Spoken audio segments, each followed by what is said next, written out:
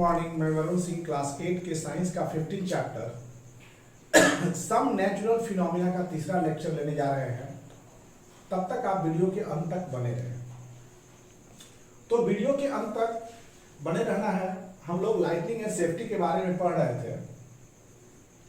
Lightning और safety के बाद फाइंडिंग अ सेफ प्लेस, यहां पर अब चलेंगे फाइंडिंग सेफ प्लेस। अगर आपको हम लोग जैसे लाइटनिंग वगैरह की जगह समय हम लोग सेफ जगह की तलाश में रहते हैं। When lightning and thunder occurs, we need to see the safe place. तो यहाँ पर जब आपको safe place, finding safe place, तो सेफ प्लेस में क्या है आपका? सेफ प्लेस में है बिल्डिंग और a house is safe place. पहला building and house is a safe place. Building और हाउस जो है वो सेफ प्लेस है। दूसरा है इफ यू आर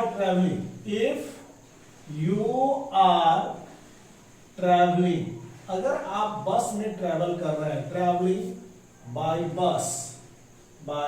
बस और a car, you are safe inside,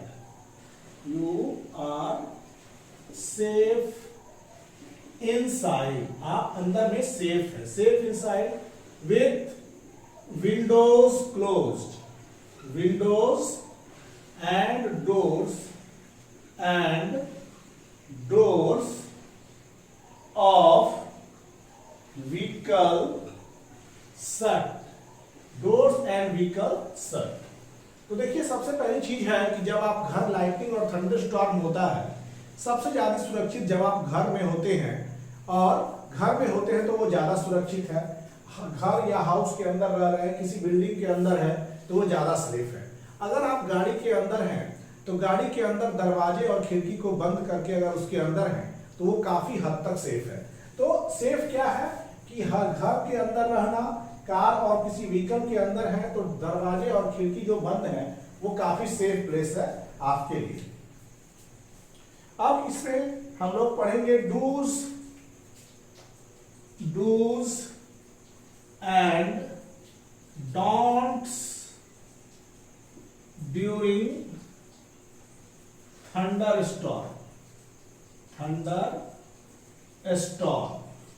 thunderstorm के दौरान हमें क्या करना चाहिए, क्या नहीं करना चाहिए।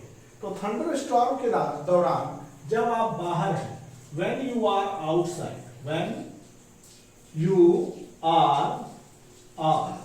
outside, जब आप घर के बाहर हैं तो ओपन व्हीकल्स जैसे कि मोटर बाइक्स हो गया, ट्रैक्टर हो गया, अब किसी कंस्ट्रक्शन मशीनरी के तहत है और ओपन कार है, वो सेफ नहीं है। Open vehicles are not safe. Open vehicles like motor bikes,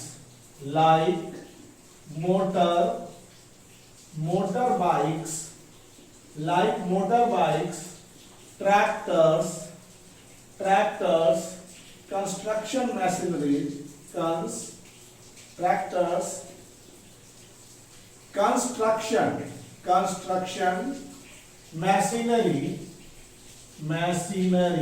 construction machinery, open cars are not safe, ये सेफ नहीं है। ओपन फील्ड भी आपका सेफ नहीं है। ओपन फील्ड में अगर आप हैं, if you are in open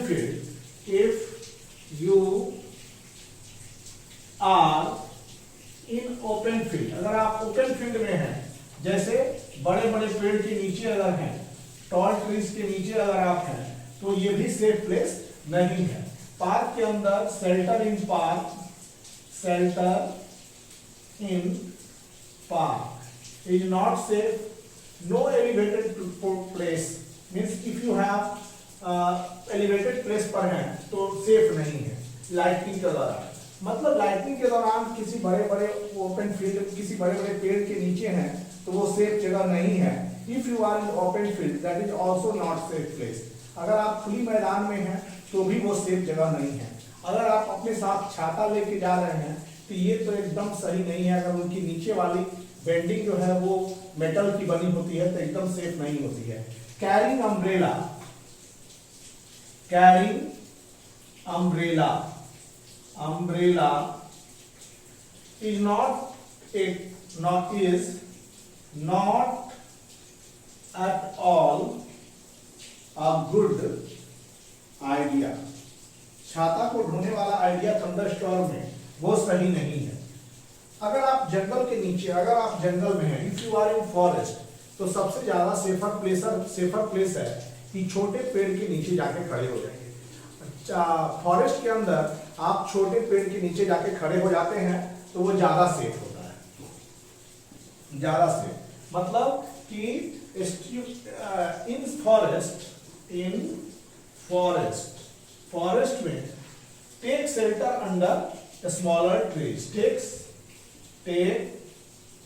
shelter under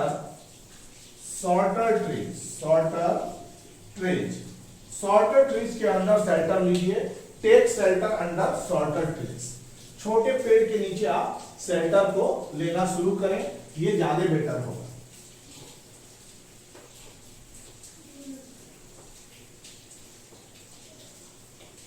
तो ये क्या होता है, if no shelter is available, if no shelter is available, अगर कोई शेल्टर नहीं है, you are in open field, you are in open field, अगर आप किसी ओपन फील्ड में हैं, stay away from tall trees, अगर कोई शेल्टर नहीं है, आप ओपन फील्ड में हैं, you stay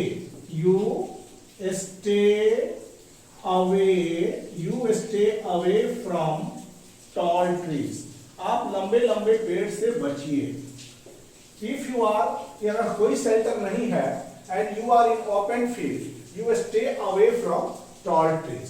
अगर मान लीजिए कोई शेल्टर नहीं है तो आप ऐसे करके एकदम चुक्का मुक्का ऐसे जो बैठते हैं अपने पंजों पर, ऐसे करके ऐसे बैठ जाएंगे और हाथ को बीच में ले आएंगे ताकि आपकी एरिया छोटी हो जाए और आप लिस्ट टारगेट हो अर्थक्वेक के। मतलब अपने एरिया को कम बना लेना है। If you make your area smaller, the lightning chances to strike you is very less. अगर आप अपनी एरिया को कम कर लेते हैं। Do not lie on the ground, do not lie on the ground, आप ग्राउंड पर लाई नहीं करें। Don't lie on the ground, instead squat low on the ground, squat low on the ground, place your hand on and place your hand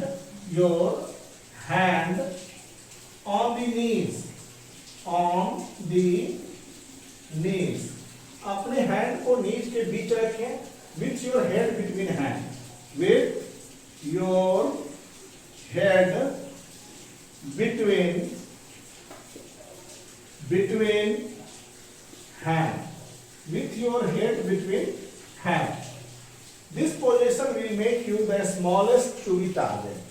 This position will make you the smallest target to be struck. This position will make you a smallest target to be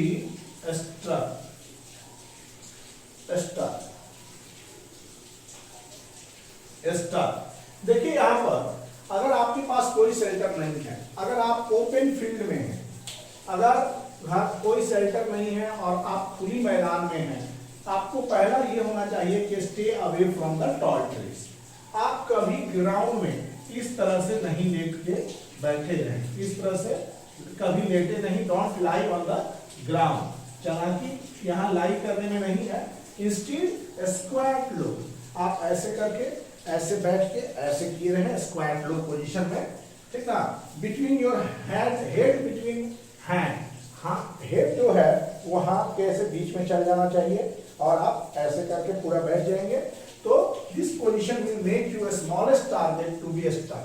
ये position जो है आपको smallest target बनाएगा सबसे, इससे आप इससे बच सकते हैं। तो अगर कोई शेल्टर अवेलेबल नहीं हो तो ऐसा करना है। यहां अब यहां पर अगर आप घर के भीतर हो, if you are inside your house, if you are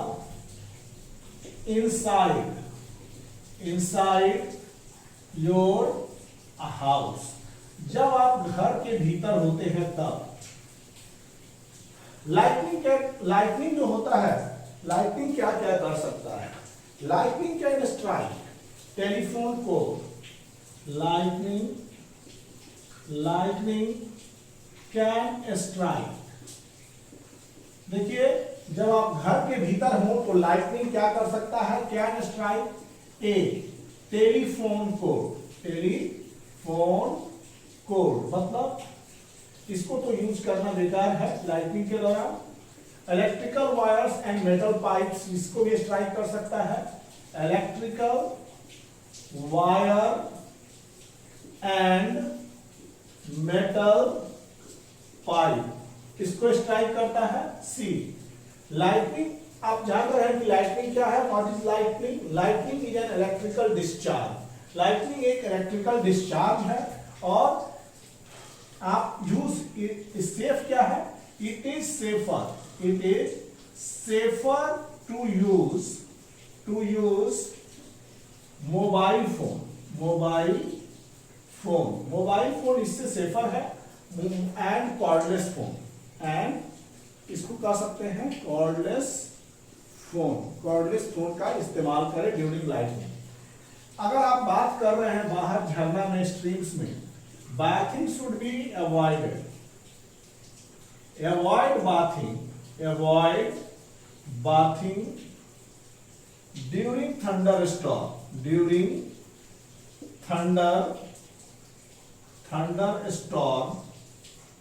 Storm to avoid contact with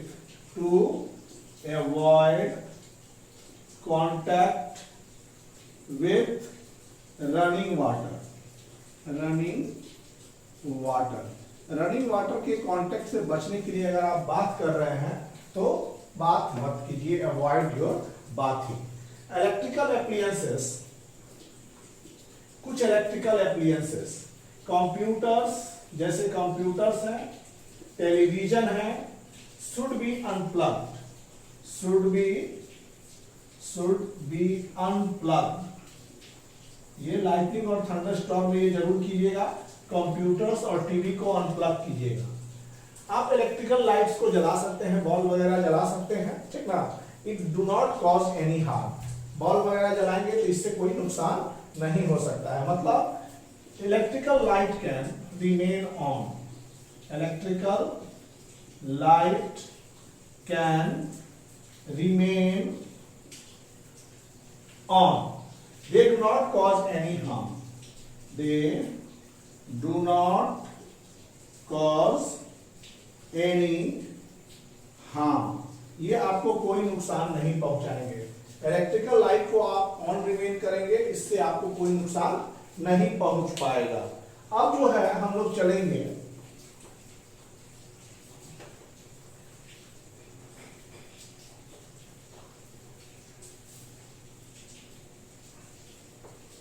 electrical light आप ऑन रखेंगे, इससे कोई नुकसान आपको नहीं होने वाला है।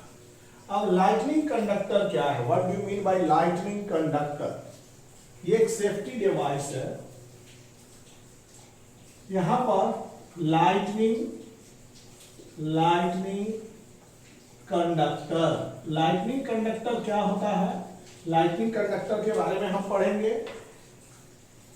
Used to protect, it is safety device, it is a safety device. ये एक सेफ्टी डिवाइस है। Used to protect building, used to protect building. Building को प्रोटेक्ट करने के लिए लाइटनिंग जो होता है, ये एक सेफ्टी डिवाइस तैयार किया जाता है कि आपकी बिल्डिंग्स वगैरह सुरक्षित रहे। ये घर के ऊपर ये घर है, तो मान लीजिए यहां पर, अब यहां जो है एक त्रिदंड आकार का ये सेफ्टी डिवाइस यहां से रन करता है।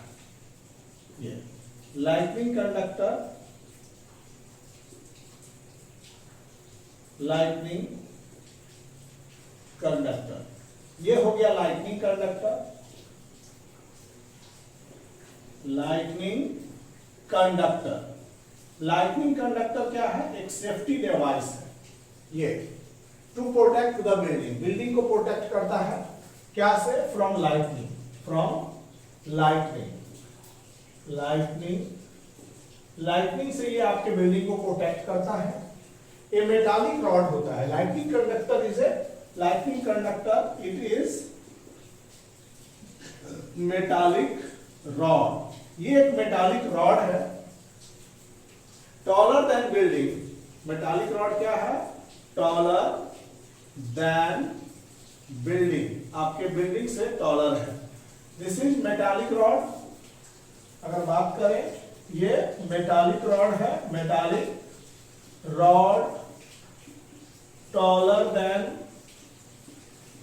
बिल्डिंग, ये आपके बिल्डिंग से भी टॉलर है।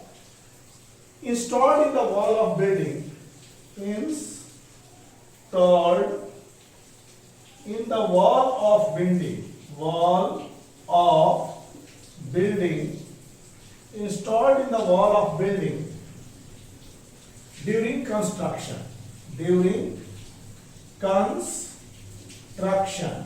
कंस्ट्रक्शन के दौरान ये बिल्डिंग के दीवार से लगाया जाता है।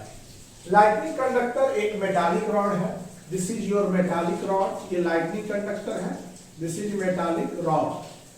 टॉलर देन बिल्डिंग, ये बिल्डिंग से ऊंचा होता है और install in the wall of building, building के वॉल पर इंस्टॉल्ड रहता है। These are installed in the wall of building. ये ग्राउंड है, ये आपका ग्राउंड है, ground. Installed in the wall of building during construction. One end of the rod is kept out in the air. Rod का जो एक and होता है वो कहां रखा जाता है? एक सीधा इन द एयर। ये रॉड जो है, one end of the rod, this is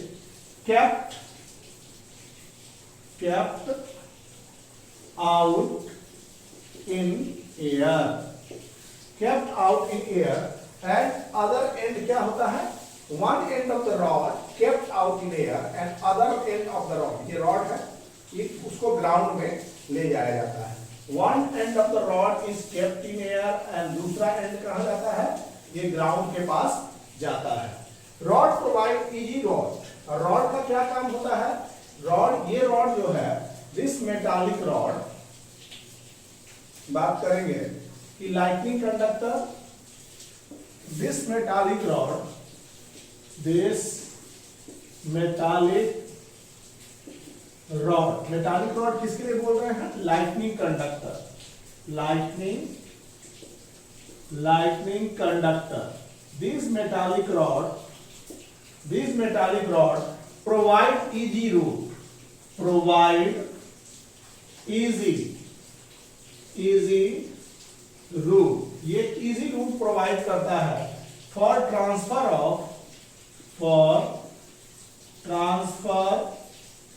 of electric charge के ट्रांसफर के लिए टू ग्राउंड पर। ठीक, metal column during the construction, water pipes भी जो होता है, अगर कभी कभी वाटर पाइप्स ये जो जाते हैं मेटल, तो वो भी कभी कभी लाइटनिंग कंडक्टर का काम करना शुरू कर देते हैं।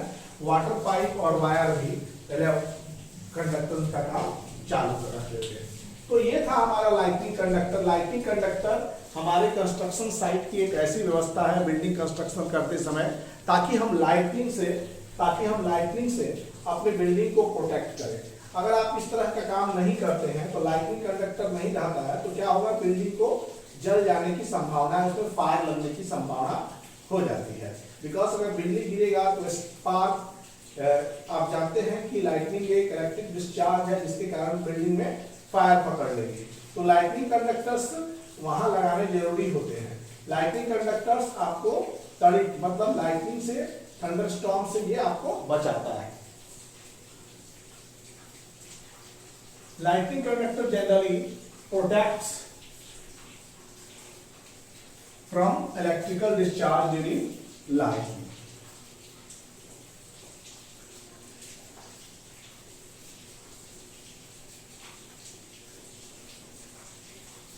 अब हम लोग लाइटनिंग कंडक्टर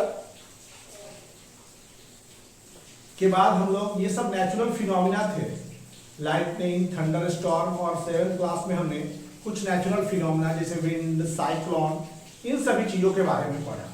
तो विंड, साइक्लोन, इन सभी चीजों के बारे में पढ़ने के बाद हम लाइटनिंग के बारे में पढ़े, और लाइटनिंग के बाद अब हम एक ऐसी नेचुरल फिनोमेना की बात करेंगे जिसका नाम है अर्थक्वेक।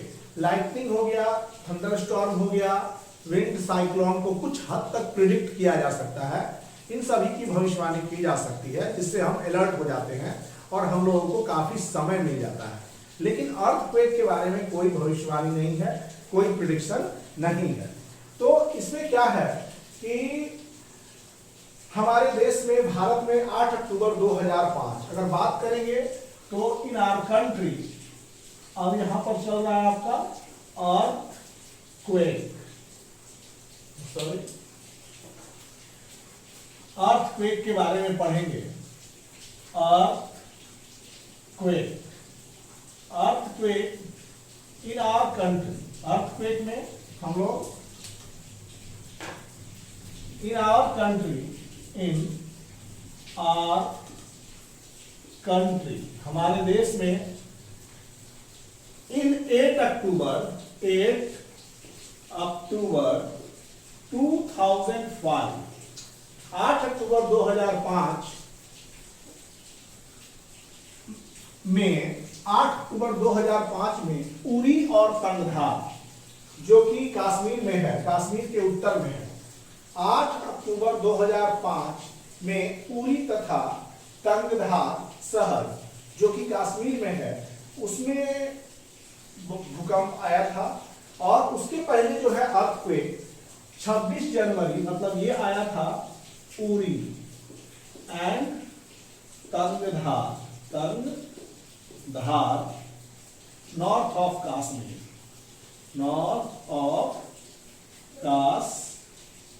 कश्मीर के उत्तर में है, इसमें भूकंप आया था।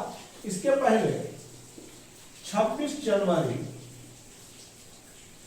2001 में इन गुजरात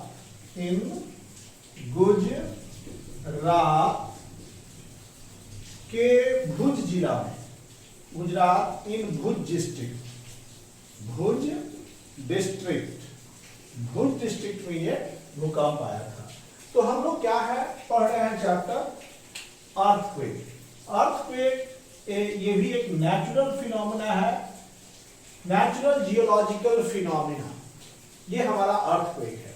तो अर्थक्वेक क्या है, ये काफी डिजास्टरस है, इसके बारे में अभी तक कोई प्रेडिक्शन नहीं है, ये बिना बताए आने वाले मेहमान हैं, लेकिन बहुत ज्यादा मात्रा में ये डिस्ट्रक्शन करते हैं।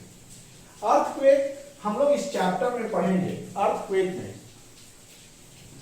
जो चीज पढ़ने जा रहे हैं अर्थक्वेक में वो है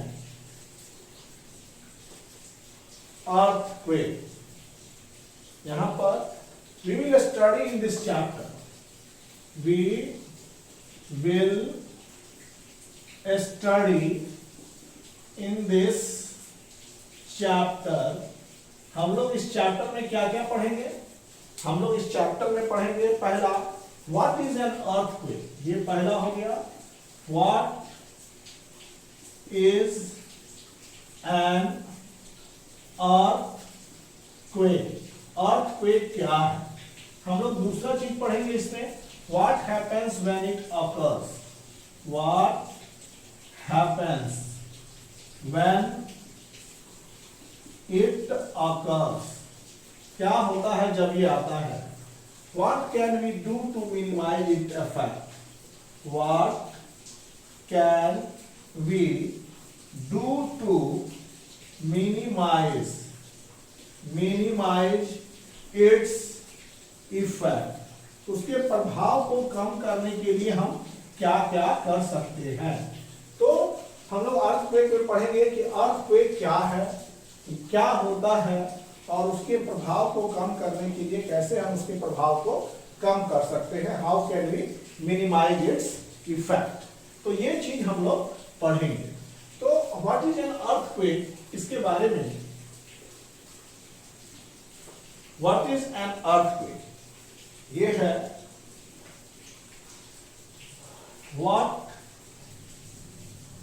what is an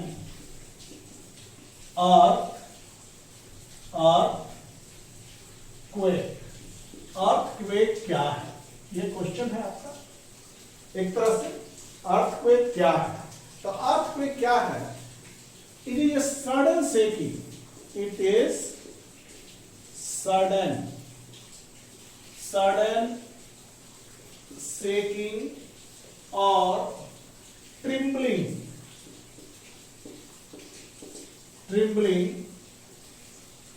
of the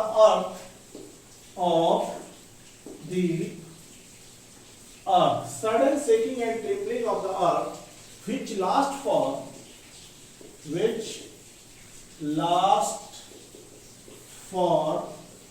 very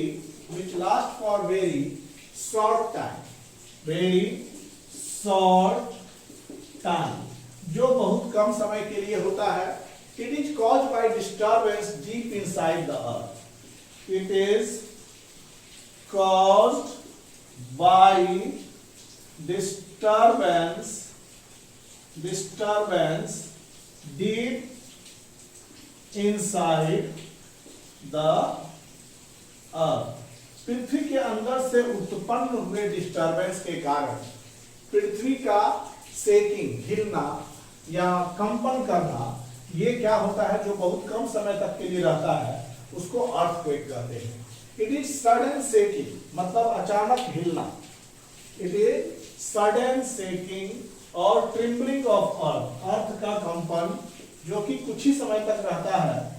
और वो कहां से डिस्टर्बेंस आता है? डीप इनसाइड द अर्थ। जो डिस्टर्बेंस आते हैं अर्थक्वेक के, वो डीप इनसाइड द अर्थ आते हैं। अर्थक्वेक ऐसे तो हमेशा होते रहते हैं, ऑलवेज, ऑल टाइम्स, थोड़ा सा वाइब्रेशन हमेशा बना रहता है, जो कि एक फीलिंग्स नहीं हो पाते हैं उनके लिए। अर्थक्वेक ऐसे क्या है? Earthquake occur all the time, quake occur all the times all over the earth, all over the earth। हमारे पृथ्वी पर हर समय ये अर्थक्वेक रहते हैं, लेकिन इसका महसूस नहीं हो पाता है। It is not failed, they are not even noticed,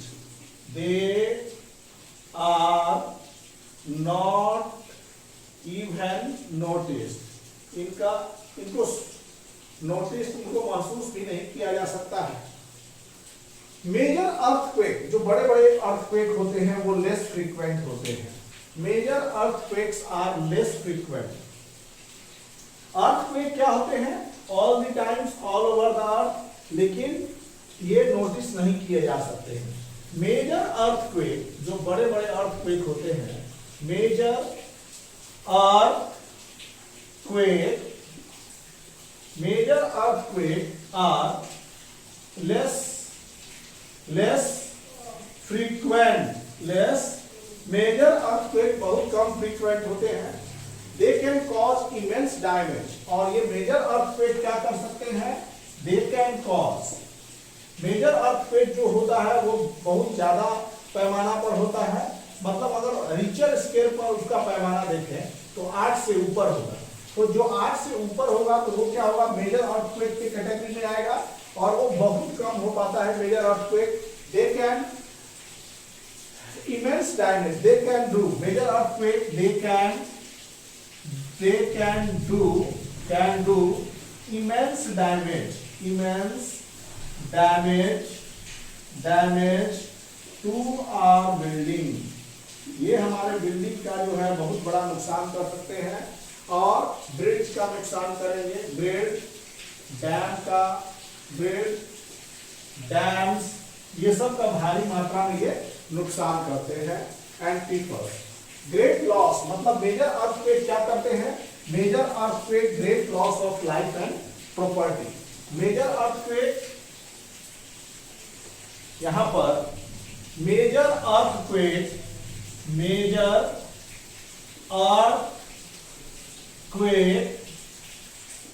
can, major earthquake जो होंगे,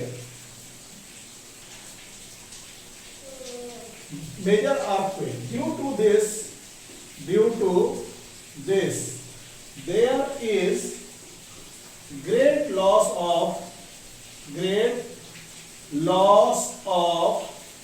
life and property, बड़े बड़े भूकंप के कारण जीवन और संपत्ति दोनों का नुकसान हो जाता है। बड़े बड़े अर्थक्वेक क्या करते हैं, जीवन और संपत्ति दोनों का नुकसान करते हैं। ये हो गए बड़े बड़े भूकंप। अब earthquake causes flood, landslides and tsunami. Earthquake क्या क्या ला सकते हैं, earthquake can bring with us a flood, ये बाढ़ जो है वो भी अर्थक्वेक के कारण आ जाता है। लैंडस्लाइड होने लगते हैं, अर्थक्वेक के कारण लैंड स्लाइड्स होने लगते हैं। सुनामी जैसे जो है,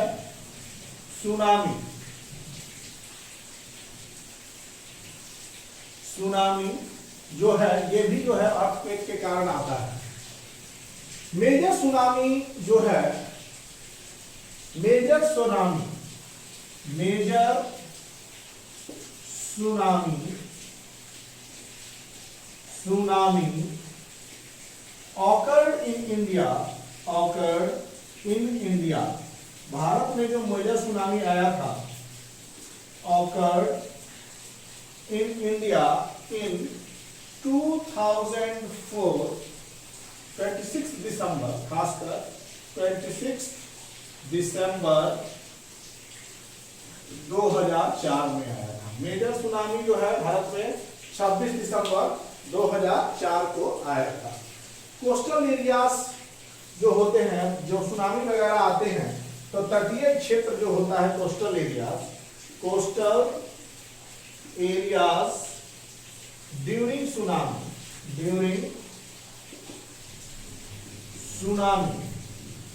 सुनामी सफर ग्रेट लॉस।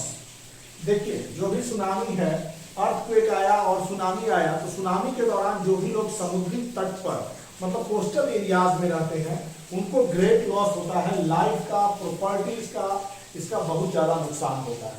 तो ये भूकंप आता है, इसके पहले हम लोग पृथ्वी की संरचना के बारे में जानेंगे, अर्थ का स्ट्रक्चर, अर्थ के स्ट्रक्चर के बारे में हम लोग समझेंगे, स्ट्रक्चर्स ऑफ द अर्थ।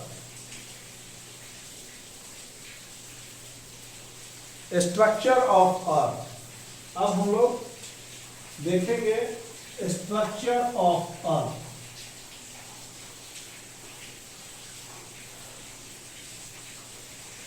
यहां हेडिंग है structure of earth.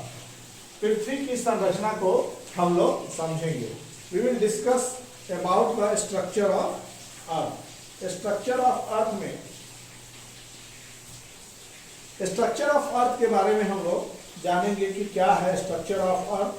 Structure of earth में ये हमारी पृथ्वी है, और इसमें क्या होता है कि सबसे इनर कोर में होता है सॉलिड आयरन। इसके बाहर होता है आउटर कोर, इनर कोर, और ये हो गया मोल्टेन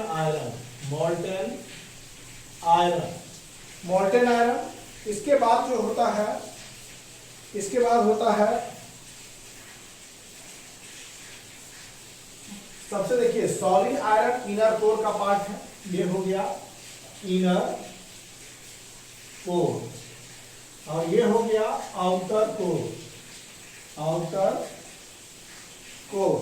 ठीक, इसमें इसके बाद जो हो गया यहां पर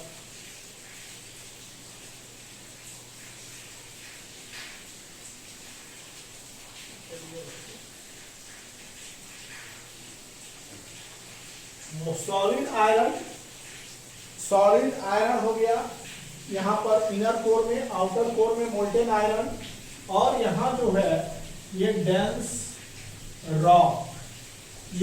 रॉक है। This is your dense solid rock. तो यहाँ पर ये जो डेंस सॉलिड रॉक है वो आपका मेंटल का पार्ट है, dense solid rock. This is your mental, और ये बाहर वाला जो है इसको बोलते हैं क्रस्ट। ये हमारी पृथ्वी की संरचना है। तो इन संरचना पर विचार करेंगे तो सबसे पहले हम लोग inside the earth is made up of 3 layers, 3 main layers. Inside the अर्थ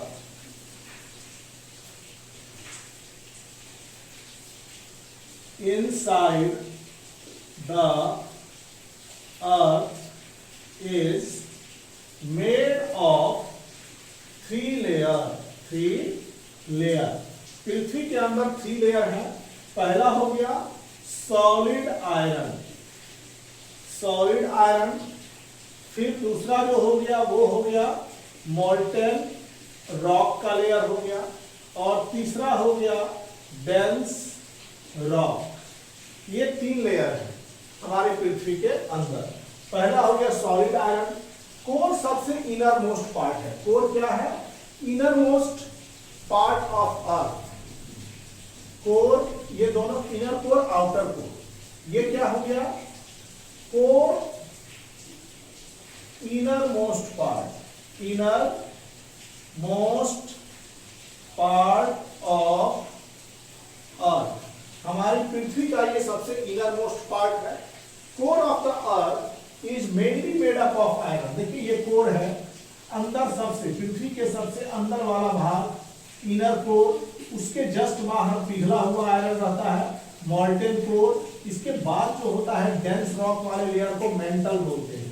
तो कोर जो होता है inner most part of earth होता है। Core of the earth is mostly made up of iron. Core क्या क्या बना होता है? Mostly made of iron, mostly made of iron. ये आयरन का बना होता है।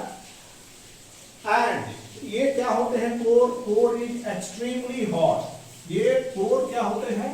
एक्सट्रीमली हॉट होते हैं।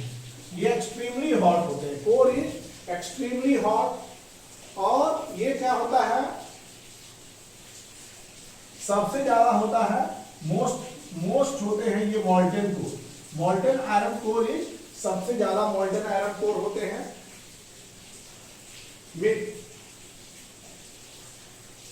और मोल्टेन आयरन कोर होते हैं, मोस्ट जो होते हैं ये मोल्टेन आयरन कोर होते हैं। लेकिन यहां से इस पर दबाव नीचे ज्यादा पड़ता है, और ज्यादा दबाव के कारण प्रेशर ज्यादा बढ़ता है। इसमें प्रेशर ज्यादा है, यहाँ पर प्रेशर ज्यादा, इससे प्रेशर जो है ऊपर से नीचे की तरफ ज्यादा प्रेशर आता है, जिसके कारण ये इनर कोर जो होता है वो सॉलिड बना रहता है। Due to high pressure inner core is solid.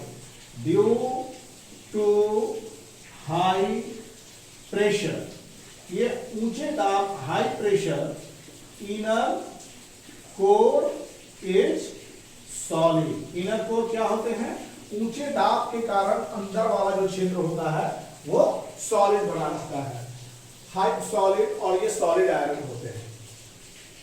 इसके बाद हम लोग नीचे से आ रहे हैं कि पहला core inner most part of the earth and mostly made up of iron, ये क्या होता है? ज्यादा आयरन का बना होता है। और इसके बाद ड्यू टू हाई प्रेशर के कारण, आउटर कोर के हाई प्रेशर के कारण जो इनर कोर होता है वो सॉलिड रहता है, सॉलिड आयरन होता है, सॉलिड में रहता है।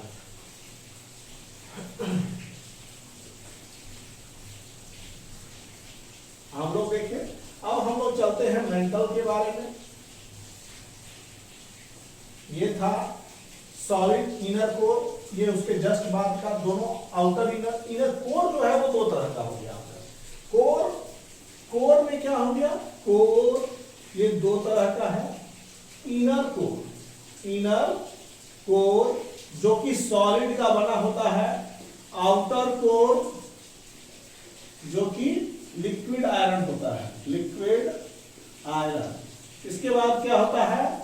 मेंटल के बारे में पढ़ेंगे हम लोग। Central region of the earth and middle, central region of earth and the middle region of earth. The central region of the earth, the central region of the earth. Mantle क्या होता है?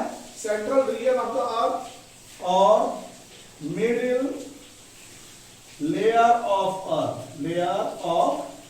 अर्थ, पृथ्वी का सबसे पिछला भाग जो होता है मेंटल होता है। Dense, it is made up of dense rock, it is made up of dense rock, ये एकदम घने चट्टान के बने होते हैं। सम ऑफ द मेंटल, कुछ जो होते हैं, some of the mantle, some of the metal is however is mixture of several rocks, mixture of several rock, कुछ जो होते हैं बहुत सारे चट्टानों का मिश्रण होते हैं। हॉट मोल्टेन रॉक, कभी कभी पिघल भी जाते हैं। Hot mixture of solid rock, mixture of rock का अर्थ है मिक्सचर ऑफ रॉक, मतलब इसमें सॉलिड रॉक भी होंगे, सॉलिड रॉक भी होंगे एंड मोल्टेन रॉक भी होंगे, मोल्टेन रॉक, पिघले हुए चट्टान भी होंगे, लिक्विड रॉक्स।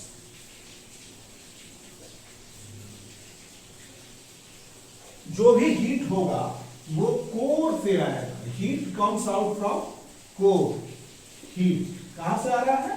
कोर से। तो यहां पर heat coming from the core, heat coming from the core, heat coming from the core of earth warm the mantle, warms the mantle, ये मेंटल को आपको गर्म करता है।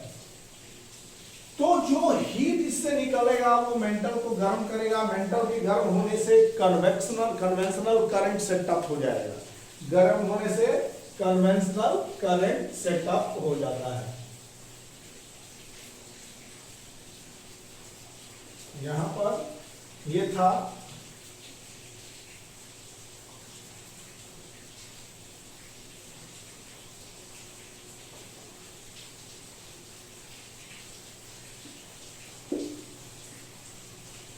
यहां ये फर्स्ट इनर कोर, ये सॉलिड आयरन है, इसमें सॉलिड आयरन। ये हो गया आउटर कोर, ये आउटर कोर। ये क्या क्या है आपका? Liquid iron, liquid iron. और ये क्या है आपका? मेंटल, मेंटल है और ये है क्रस्ट। तो हम लोग अब पढ़ेंगे मेंटल हीट की। हीट जो है, heat coming out from the core, heat जो भी होगा वो कोर से निकलता है। Heat comes out from the core, heat comes out from core. Heat जो निकलता है वो कोर से बाहर निकलता है।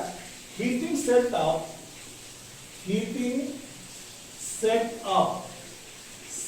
Up huge convection current, huge convection current. Heat जो है एक ह्यूज कन्वेक्शन करंट सेटअप, इधर से हीट आएगा, कन्वेक्शन करंट जो है वो सेटअप होने लगेगा। Heat setup huge convection current. अब क्या होता है, jet convection current, the convection current occurring in the mantle, occurring in the mantle moves very slowly,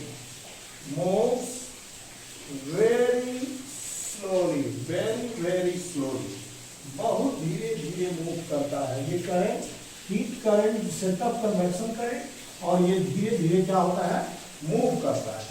अब हम लोग चलेंगे क्रस्ट के बारे में। ये क्रस्ट जो है, जो देखने में एक लेयर जैसा लगता है, ये बहुत छोटे छोटे बहुत प्लेट्स के बने होते हैं। Our crust is not a single layer, but it is made up of many plates. हम लोग क्रस्ट के बारे में चल रहे हैं।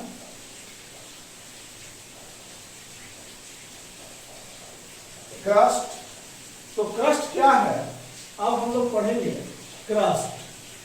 क्रस्ट के बारे में, the outer most layer of earth, the outer most layer of अर्थ, हमारी पृथ्वी का सबसे बाहरी भाग।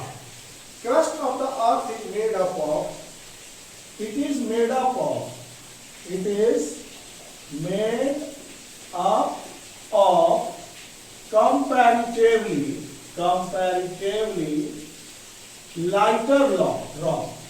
ये क्या का बना होता है, लाइटर रॉक का बना होता है, made up of lighter rock than that of mantle. Mantle की अपेक्षा वो लाइटर रॉक से बना होता है। अब crust of the earth is thicker, crust of the अर्थ, यहां पर crust of the earth is thicker where there is continent, where there is continent, जहां महाद्वीप वगैरह होते हैं वहां ज्यादा ये थिकर होते हैं। Crust of the earth under ocean, लेकिन यही क्रस्ट ऑफ द अर्थ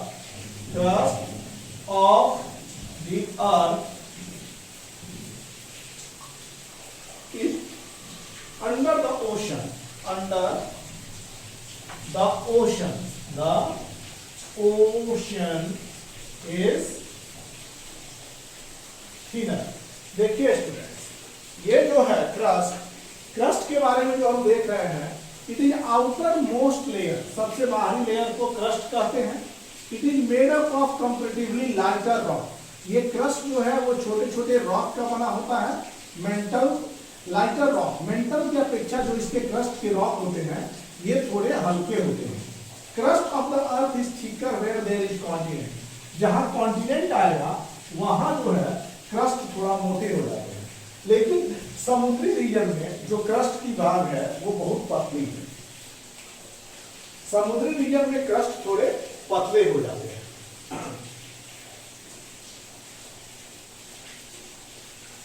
हम लोग क्रस्ट के बारे में पढ़ रहे हैं, crust of earth.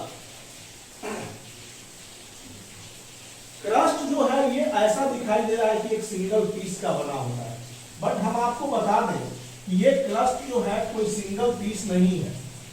Crust of the earth is not a single piece. Crust of the earth is made of many huge piece. देखिए, crust of the earth crust of the earth is made of many huge pieces,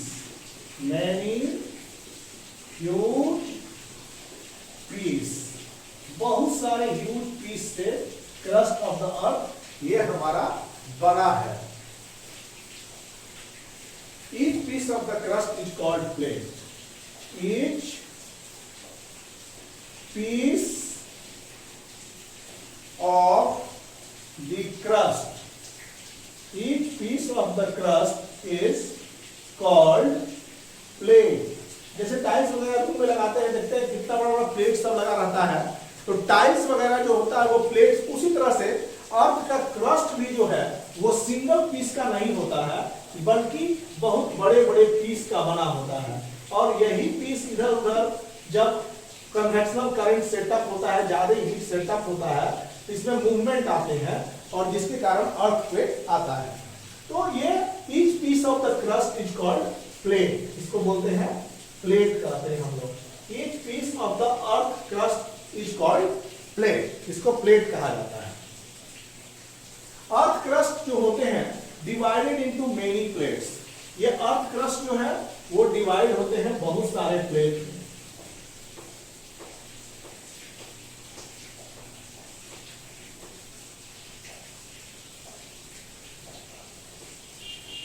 Earth crust is divided into many plates. Earth crust is divided into many plates. Earth crust many plates. अब earth crust जो है, हम तो यहां बताया inner core, outer core, mental और ऊपर वाला भाग हो गया क्रस्ट, ये क्रस्ट। अर्थ क्रस्ट बहुत सारे प्लेट्स में डिवाइडेड होते हैं।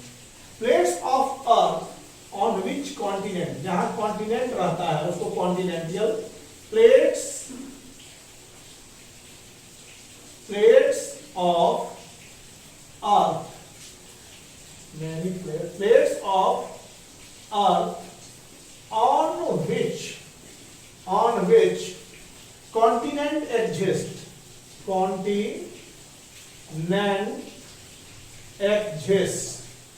अर्थ का वो प्लेट जहां कॉन्टिनेंट एग्जिस्ट करता है उसको बोलते हैं कॉन्टिनेंटल प्लेट, इसको कॉन्टिनेंटल प्लेट बोलते हैं। और जिस प्लेट पर ओशन रहता है उसको बोलते हैं ओशियानिक प्लेट। मतलब those plate of earth, those plate of earth on which ocean exists is called oceanic plates, इसको ओशियानिक प्लेट्स बोलते हैं। देखिए, हमारा अर्थ का जो क्रस्ट है, ऊपरी क्रस्ट, वो बहुत सारे प्लेट्स के डिवाइडेड होते हैं। तो ये प्लेट्स क्या हैं? जिस तरह के घर में हम लोग टाइल्स लगाते हैं तो वो प्लेट्स दिखाई देता है, उसी तरह से हमारे अर्थ भी बहुत बड़े बड़े प्लेट्स से बने हुए हैं। और इन प्लेट के सहारे जिस प्लेट पर कॉन्टिनेंट रहते हैं तो उसको कॉन्टिनेंटल प्लेट कहते हैं, और जिस प्लेट पर हमारे ओशियन एग्जिस्ट करते हैं उसको ओशियानिक प्लेट कहते हैं। ये ओशियानिक प्लेट कहलाते हैं। ओशियन जिस पर होगा उसको ओशियानिक प्लेट हम लोग कहते हैं, जिसे ओशियानिक प्लेट। यहां पर ओशियानिक प्लेट्स क्या है? अब हम लोग प्लेट्स इसमें very large fragment of earth, very large fragment of earth. Earth के बहुत बड़े फ्रैगमेंट्स को हम लोग प्लेट्स बोलते हैं। एक होता है solid plate. Solid plate floats on the partially molten, it float on the partially molten rock। जैसे कि नीचे से जो कोर से जो हीट आ रहा है वो मेंटल को क्या कर रहा है, मेल्ट कर रहा है, मेल्ट। ये मोल्टन रॉक पर जो होता है ये सॉलिड प्लेट फ्लोट करते रहते हैं। ये मोल्टन रॉक है नीचे, और मोल्टन रॉक पर ये प्लेट्स क्या करते हैं, फ्लोट करते रहते हैं। यहां है मोल्टन रॉक, मोल्टन रॉक। हम लोग मेंटल के बारे में पढ़ा। मेंटल में क्या है ज्यादा, मोल्टन रॉक। और मोल्टन रॉक के ऊपर ये बहुत सारे प्लेट्स जो होते हैं, बहुत सारे प्लेट्स, ये प्लेट्स फ्लोट करते रहते हैं, ये सॉलिड प्लेट कहलाते हैं। तो मोस्ट अर्थक्वेक ऑकर्स, अब यहीं पर देखिए अर्थक्वेक का शुरुआत है। Most earthquake occurs most at the edge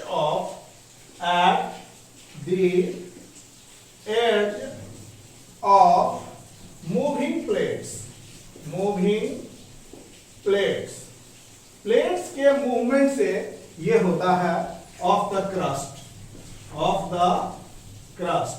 देखिए most earthquake occur the edge of moving plate. ये मोल्टन रॉक है, और इसमें जब कन्वेंशनल करंट सेटअप होता है इसे, तो कन्वेंशनल करंट सेटअप होने के कारण ये प्लेट्स में मोशन चालू होता है, और इसी के कारण वाइब्रेशन और ट्रिमर्स उत्पन्न होते हैं, जो कि अर्थक्वेक कहलाते हैं। यही अर्थक्वेक होते हैं। अब इसमें अर्थक्वेक,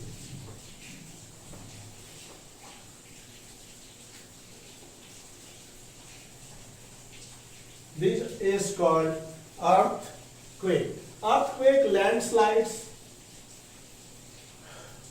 और earthquake के कारण ही लैंडस्लाइड होते हैं।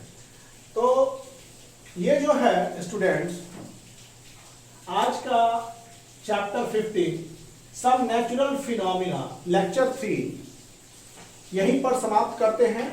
अगले लेक्चर में फिर मिलेंगे कि अर्थक्वेक कैसे उत्पन्न होते हैं, और अर्थक्वेक से हमें कैसे बचना चाहिए, कैसे हम लोग अर्थक्वेक के इंटेंसिटी को मेजर करते हैं। तब तक के लिए thank you for watching the videos. Please like, share and subscribe the channel. Thank you.